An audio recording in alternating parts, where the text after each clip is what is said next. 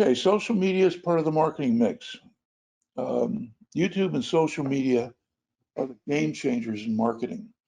Real estate has been very slow to um, adopt this compared to other industries. Um, the business model that realtors and agents have used has been a 100-year-old business model. Real estate is one of the last businesses to go fully internet-based.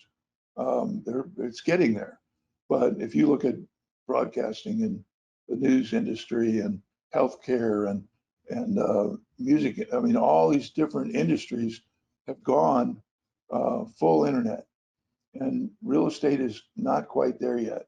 And so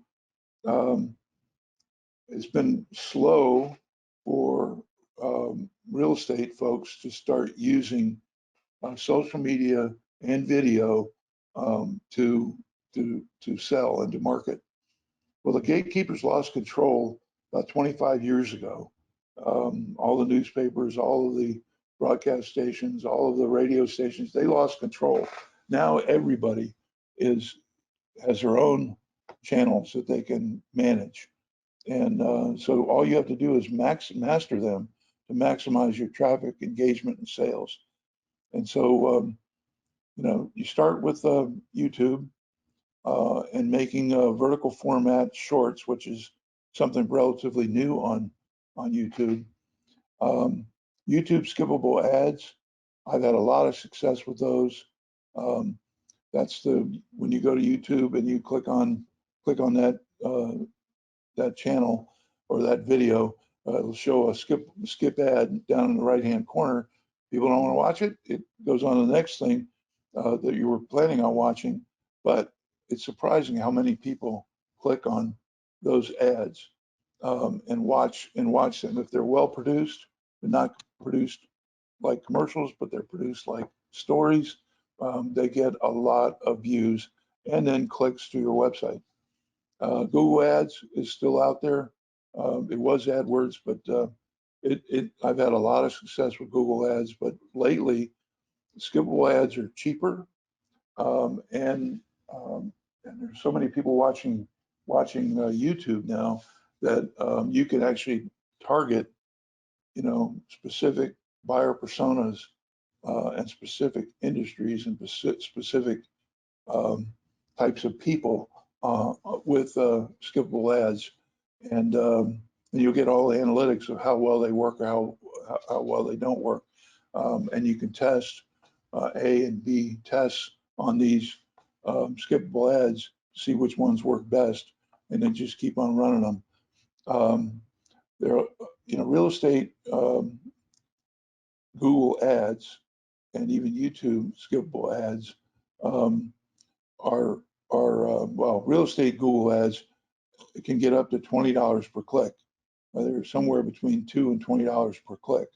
YouTube skippable ads are usually significantly less than that, but I've found a lot of success with them. And just real estate in general, the Google ads are pretty expensive per click. So try YouTube skippable ads, and your costs will be less, and you'll get a lot of people watching them. Facebook is still number one, as difficult as the platform is to boost posts and to do advertising on Facebook. Their program is always buggy and always has lots of issues, but it's still the number one channel on social media to get content out in front of people. You always want to upload original video to Facebook and boost. Don't link your YouTube link from Facebook to YouTube. It just doesn't get the engagement that taking the native video and uploading it into Facebook. And then once you take these great stories that you've produced, you want to boost them. If you don't boost your content on Facebook, only 4 to 5% of your actual followers see that content and almost nobody in the public. So if you boost it, and I'm talking about $20, $80 at the most, and if you boost it, you will get a lot of views. We've increased our Facebook views by 1 million in the last year for my state MLS.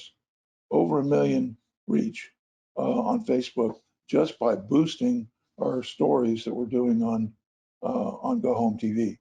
So, Facebook and boosting is your friend. It's the key to success. Don't do ads, post stories, and boost them.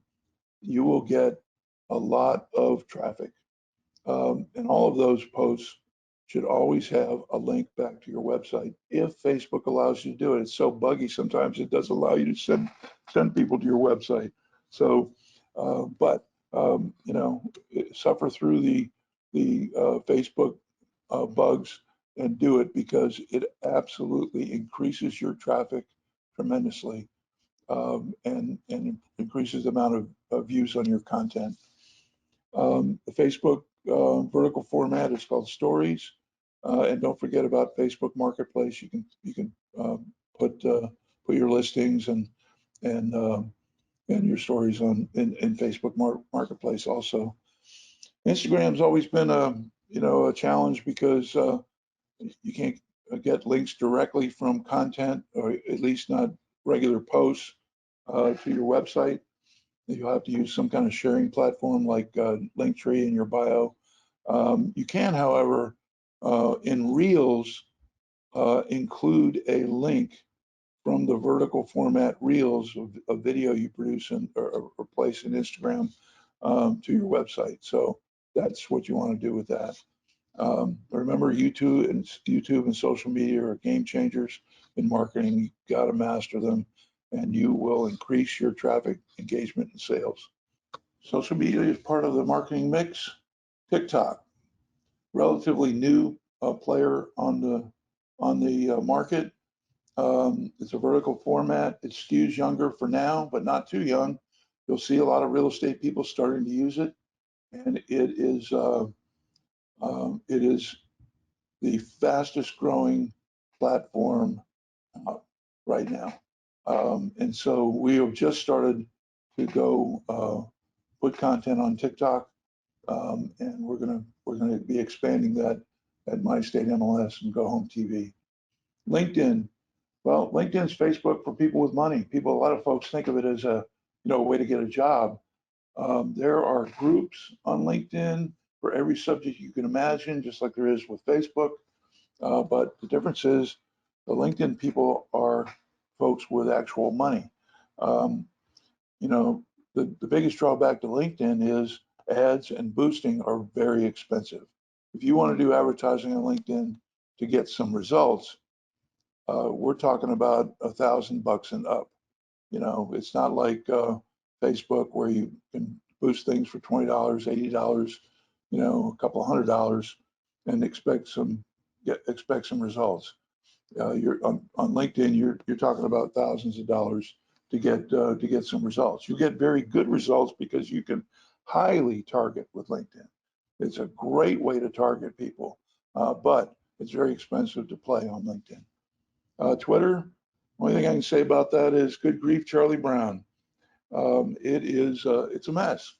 Two of my accounts, I have over 7,000 followers on two of my accounts, and they haven't grown at all in the last year or two because they're playing political games and goofball games with manipulating the audiences and the content.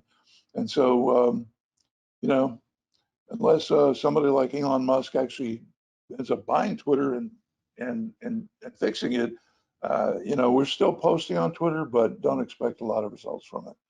I don't know how many have heard of Active Rain. I've been on it for years. It's blogging with other agents. It's a great way to connect with other agents. It's a U.S. based only, but you can put videos on there. We put all of our content on Active Rain and get a lot of views. I think since we started in the last year, we've got about 186,000 views on Active Rain. So these platforms are changing and evolving constantly. Don't expect that what worked a year ago to work today or tomorrow. You have to constantly test to see what's working today, and you have to constantly evolve by changing and learning the new things that they offer and that they push out, so that you can use them effectively. You know, things on Instagram, for example, you know, still photos on Instagram a year ago was a great way to attract a lot of attention. It's not working nearly as well now, and you know, video is working much better. So, you know, you're going to have to be in it for the long haul and continue learning and relearning these platforms and new platforms. I've been an early adopter for almost all of these platforms. My kids were horrified when I got a TikTok account and Discord, but you know, you have to learn them. But I wouldn't use any of them or pull the trigger on any of them unless they have at least 10 million users. Anything before that or below that, they may be out of business before they take hold. So, and you'd be wasting a lot of your time. So um, uh, that's my advice on new platforms. Uh, Wait until there's 10 million users, and then you know, certainly use and try out some of those platforms to learn what they do and how they do them. But I wouldn't invest a lot of time and money in them until they have at least 10 million viewers or users.